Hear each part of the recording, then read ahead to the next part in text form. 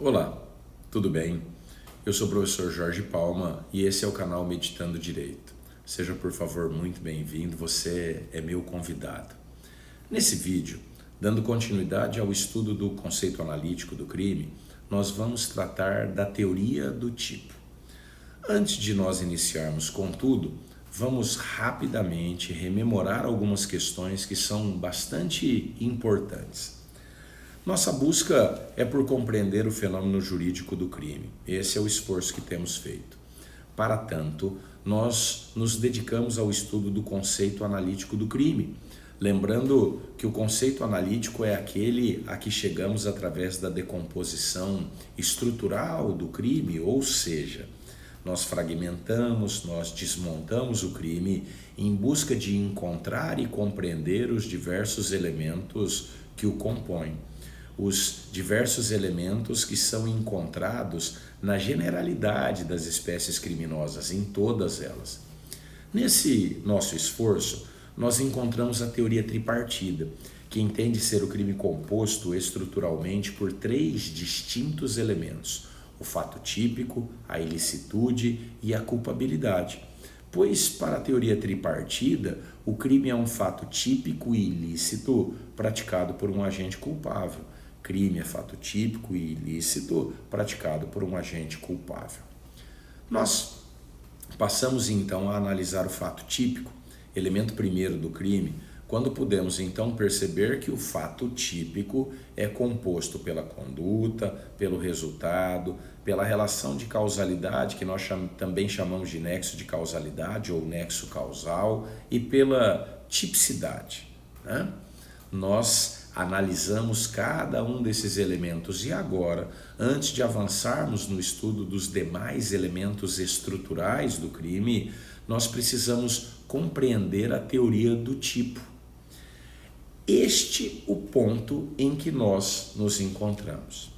Pois bem, o tipo penal é o modelo genérico e abstrato formulado pela lei penal, descritivo da conduta criminosa ou da conduta permitida, O tipo e a tipicidade, eles não se confundem, pois enquanto o tipo é uma figura que resulta da imaginação do legislador, o juízo de tipicidade é a verificação que em concreto se realiza sobre uma conduta, para verificarmos se essa conduta possui adequação típica à figura genérica e abstrata imaginada pelo legislador. Eu explico melhor. O tipo é a descrição de um modelo de conduta que o legislador realiza de maneira genérica e abstrata na lei penal. Ou seja, o legislador ele imagina uma conduta e descreve essa conduta na lei de maneira genérica e abstrata, podendo tratar-se da descrição de uma conduta proibida ou da descrição de uma conduta permitida. Por sua vez, a tipicidade ou juízo de tipicidade é a análise que se faz a partir de uma conduta concretamente verificada, uma conduta já por alguém praticada, para verificarmos se esta conduta concreta encontra acomodação em algum modelo de conduta genericamente previsto. É o que também se denomina de juízo de subsunção ou de adequação típica. Assim, quando a conduta concretamente praticada pelo agente se encaixa no modelo abstrato desenhado pelo legislador, dizemos existir adequação típica ou que a conduta praticada pelo agente é típica, pois encontrou subsunção, ou seja, encontrou acomodação naquela descrição, encaixou-se naquele contexto. O tipo, ele possui duas diferentes espécies, que são o tipo incriminador ou tipo legal e o tipo permissivo, também chamado de tipo justificador. O tipo incriminador ou tipo legal consiste no tipo propriamente dito. Consiste na síntese legal da definição da conduta criminosa. Trata-se do modelo genérico e abstrato de crime contido no preceito primário da norma penal incriminadora. O tipo incriminador ou o tipo legal, ele pode ser encontrado na parte especial do Código Penal, na legislação penal especial ou legislação penal extravagante. E é importante observar que não existem tipos legais na parte geral do Código Penal, os primeiros 120 artigos, pois lá não são definidas condutas criminosas. O tipo permissivo ou justificador contém a descrição legal de uma conduta permitida, ou seja, situações em que a lei considera lícito o cometimento de um fato típico. Tratam-se das causas de exclusão de ilicitude, como a legítima defesa ou o estado de necessidade, por exemplo. Muito embora seja mais comumente lembrado por descrever infrações penais, esta não é a única função exercida pelo tipo, que ainda exerce outras importantes funções. O tipo exerce, por exemplo, a função de garantia, a função fundamentadora, a função limitadora, a função indiciária de ilicitude e a função seletiva. Vamos a elas. A função de garantia decorre da circunstância de que, considerando o princípio da reserva legal e o fato de que somente a lei pode criar um tipo incriminador, o tipo legal ele acaba funcionando como uma garantia ao indivíduo. E isso porque o indivíduo não poderá ser criminalmente punido por nenhuma outra conduta senão aquelas que estão tipificadas na lei penal incriminadora. Basta assim, para que o indivíduo evite despertar a atenção do direito penal e não se arrisque a sofrer qualquer punição, que ele evite praticar aquelas condutas descritas nos tipos legais, podendo praticar todas as demais condutas que são reputadas lícitas ou atípicas pelo ordenamento jurídico. Só aquelas que não pode. A função fundamentadora reside na circunstância de que a descrição de uma conduta criminosa por um tipo penal incriminador fundamenta o direito de punir do Estado. Assim, a imposição de uma pena ao delinquente somente se admite e possui fundamento se o agente praticou uma conduta que se amolde, que se encaixe, que encontre acomodação em um tipo penal previamente estabelecido em lei penal incriminadora. Caso contrário, não existirá fundamento para a imposição de qualquer sanção penal. A função limitadora se verifica em razão dos limites que o tipo penal impõe ao Estado no exercício do seu ius puniendi, do seu poder-dever de punir o agente criminoso. Veja, vou explicar melhor.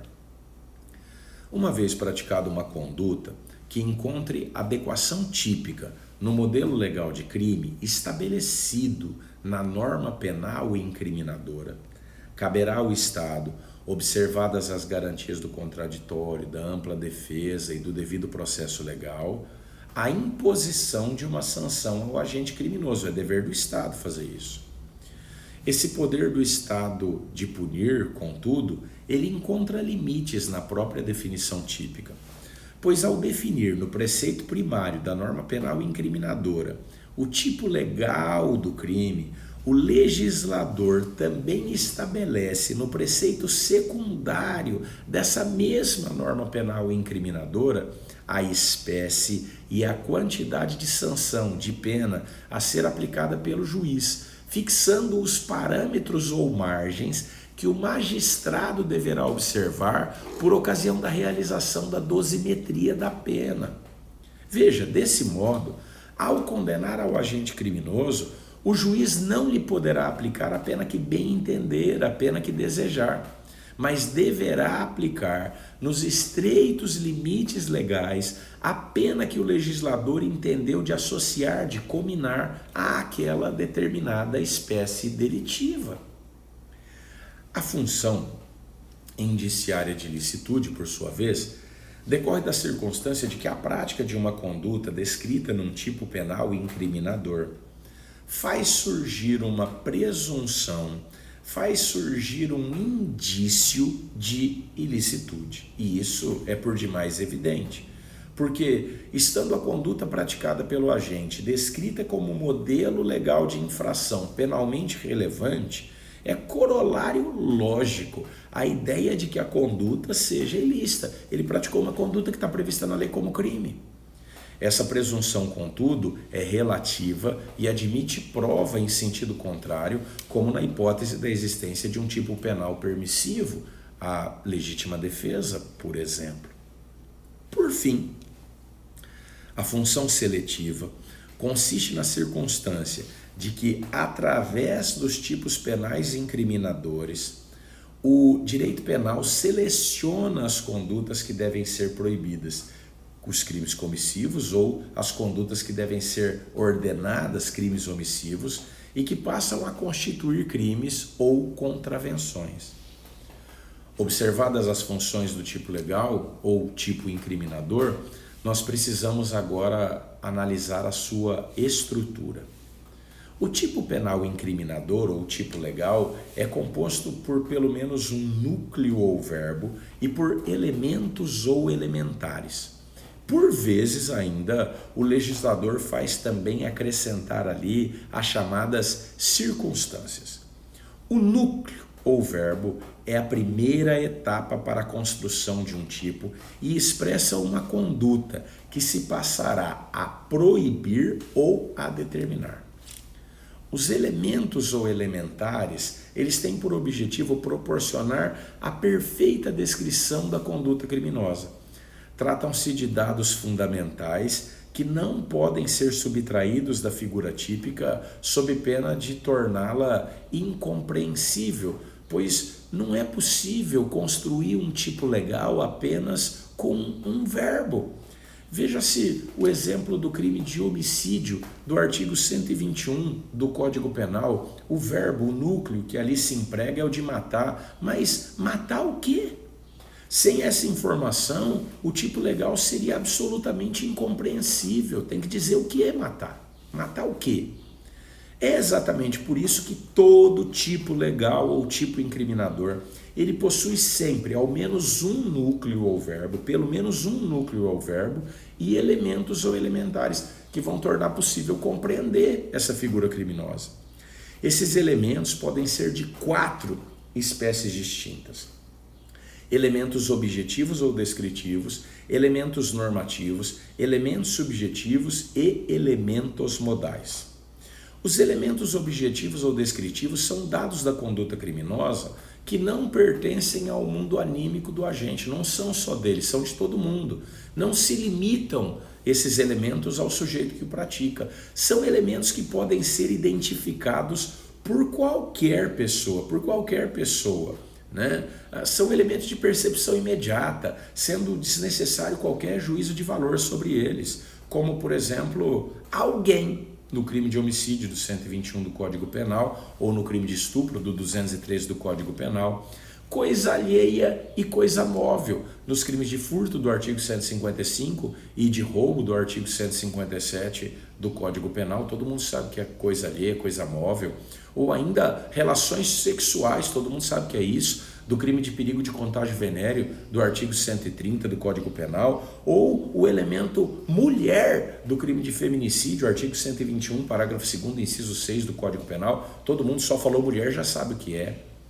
Já os elementos normativos são aqueles cuja compreensão ela não pode ser alcançada através de uma mera atividade cognitiva. Elas reclamam para sua perfeita compreensão uma interpretação valorativa, um juízo de valor acerca desse fato. Estes elementos normativos, eles podem ser de 3 espécies diferentes: os de franca referência ao injusto, os de termos jurídicos e os de termos extrajurídicos ou termos culturais. Vamos a eles. O elemento normativo de franca referência ao injusto é o que aponta no sentido de que é contrário ao direito, como são exemplos as expressões sem justa causa do crime de abandono material do artigo 244 do Código Penal, crime 244 do Código Penal, e do crime de abandono intelectual do artigo 246 do Código Penal. Ou ainda veja o exemplo, vantagem indevida do crime de concussão do artigo 316 do Código Penal, ou do crime de corrupção passiva do crime de 317 do Código Penal. Ou ainda a expressão sem autorização ou em desacordo com determinação legal do crime de tráfico de drogas do artigo 33 da Lei 11.343 de 2006. Os elementos de termos jurídicos são aqueles que consistem no emprego de termos com definição legal, como são exemplos o termo funcionário público do crime de corrupção ativa do artigo 333 do Código Penal e do crime de tráfico de influência do 332 do Código Penal, ou ainda o termo concorrência pública, asta pública ou entidade paraestatal do crime de impedimento, perturbação ou fraude de concorrência do artigo 335 do Código Penal.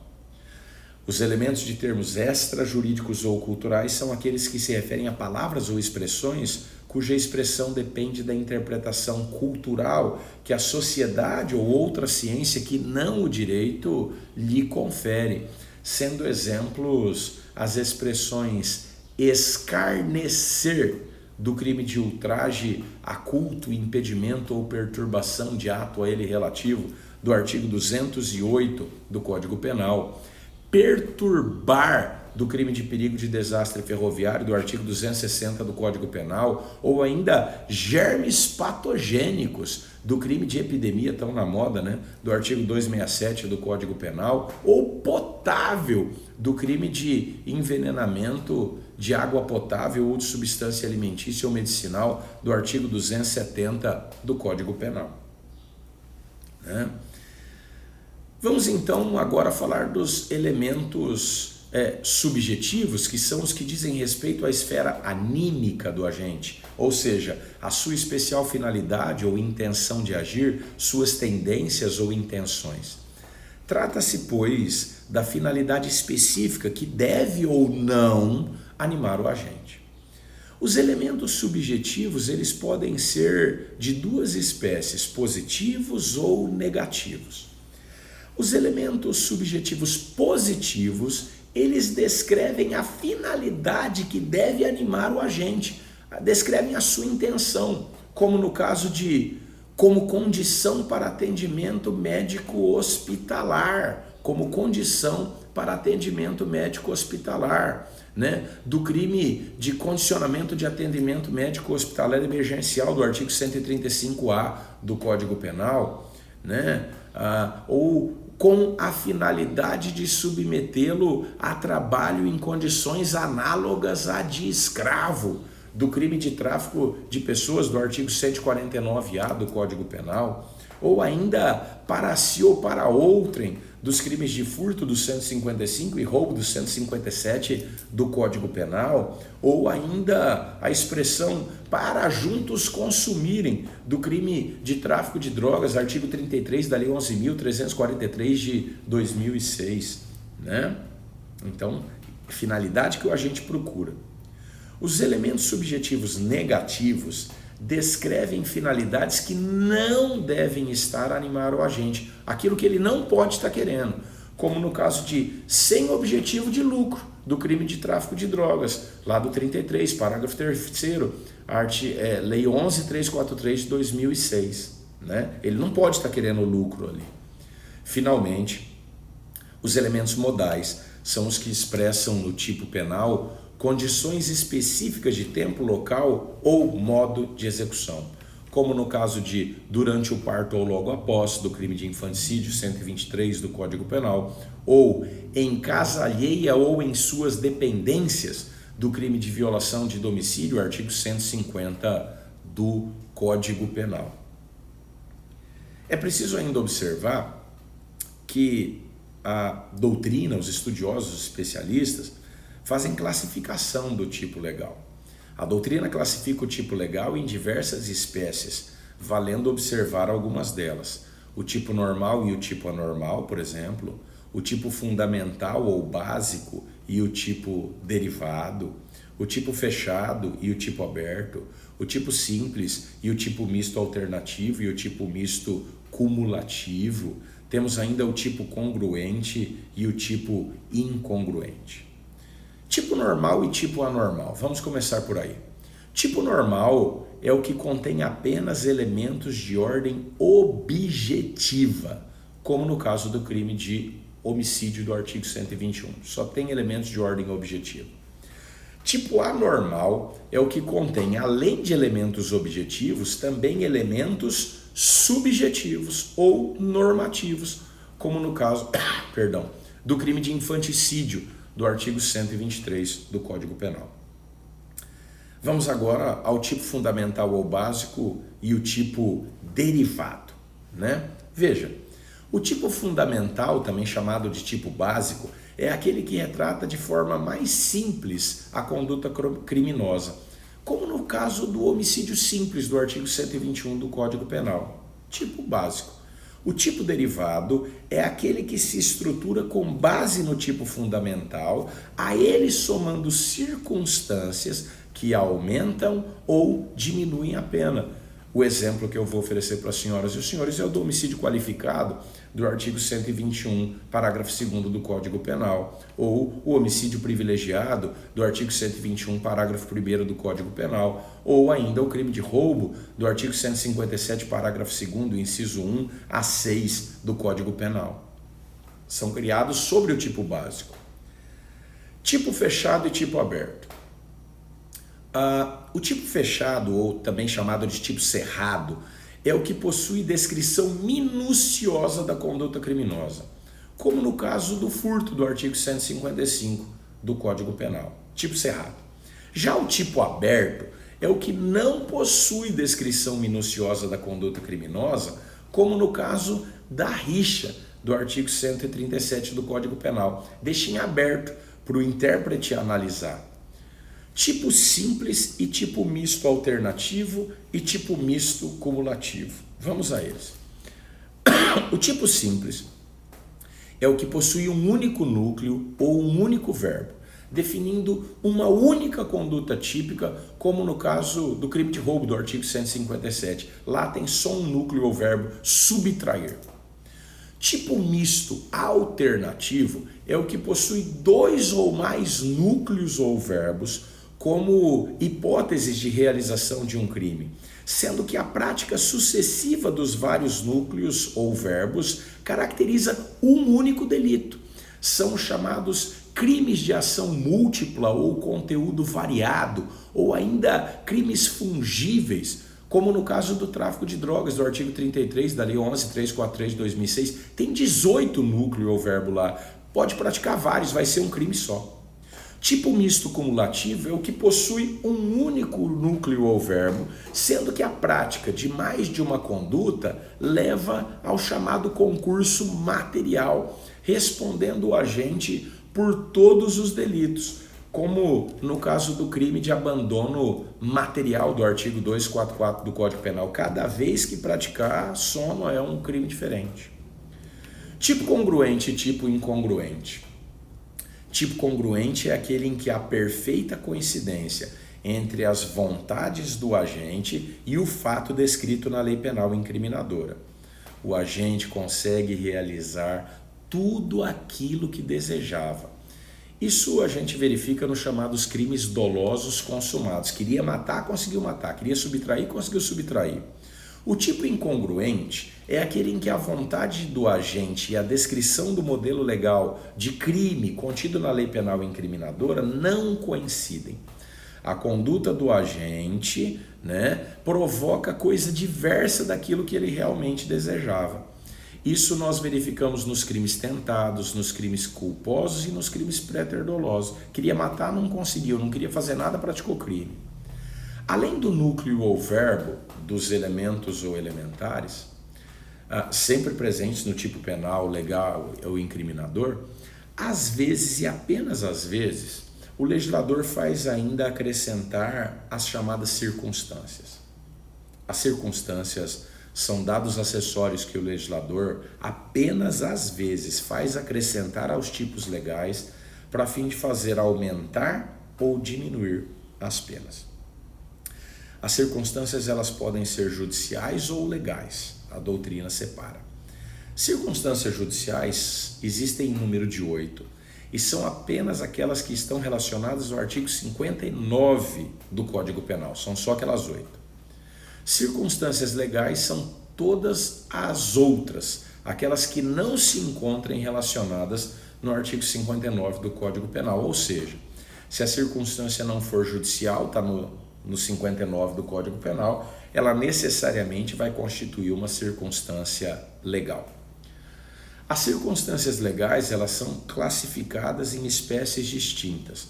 Nós temos as qualificadoras, as atenuantes genéricas, as agravantes genéricas, as causas de diminuição de pena ou minorantes e as causas de aumento de pena ou majorantes. Vamos às qualificadoras. As qualificadoras são circunstâncias legais destinadas a promover o aumento da pena de um crime. As qualificadoras atuam aumentando diretamente o mínimo e o máximo de pena abstratamente previsto no preceito secundário da norma penal incriminadora. Aumenta direto o mínimo e o máximo. Como exemplo, pegamos aí o homicídio simples do artigo 121, que na forma básica, tem uma pena de reclusão de 6 a 20 anos, e no caso do homicídio qualificado, artigo 121, parágrafo 2º do Código Penal, tem a pena de reclusão estabelecida entre 12 a 30 anos. Veja, a circunstância qualificadora fez aumentar diretamente o mínimo e o máximo abstratamente previsto. Vamos então às atenuantes genéricas. As circunstâncias legais atenuantes genéricas são assim denominadas de genéricas porque elas incidem em todo e qualquer crime. Elas se encontram estabelecidas nos artigos 65 e 66 do Código Penal em uma relação meramente exemplificativa, de modo que o próprio artigo 66 do Código Penal determina que a pena poderá ser ainda atenuada em razão de circunstância relevante,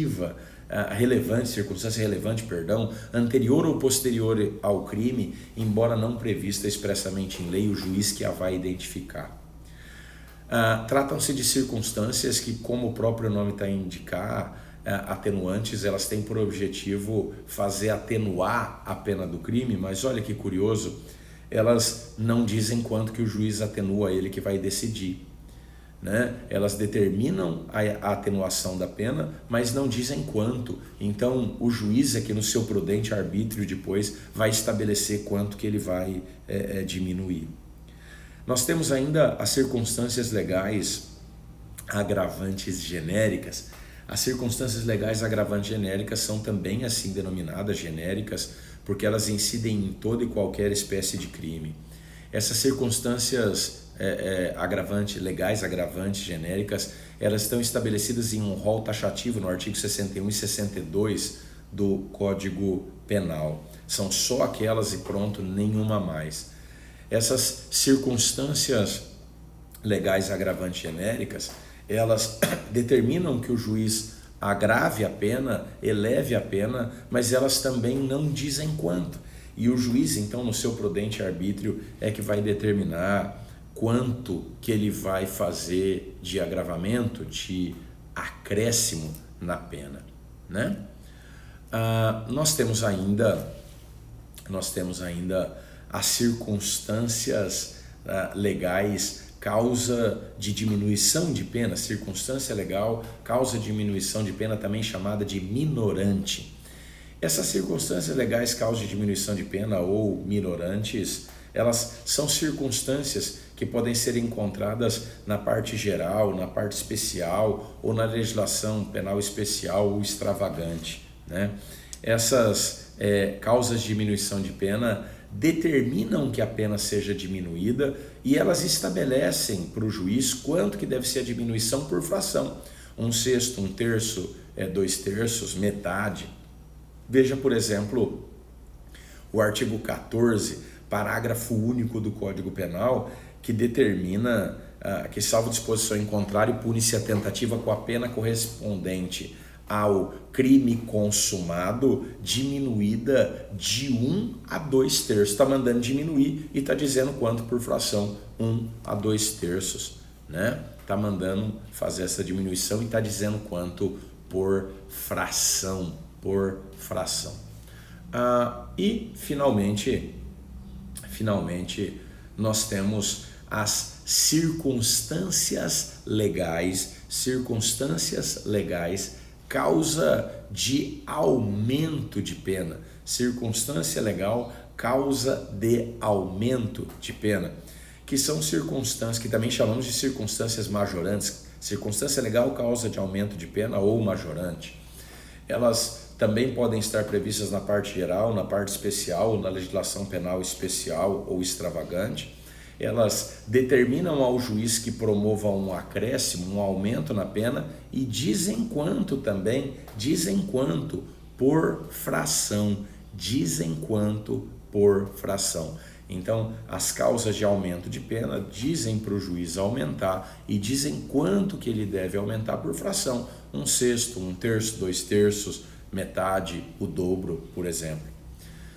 Veja-se o caso do artigo 122, parágrafo único do Código Penal, né? Ou mesmo o artigo 29, parágrafo 2º do Código Penal, tá bom?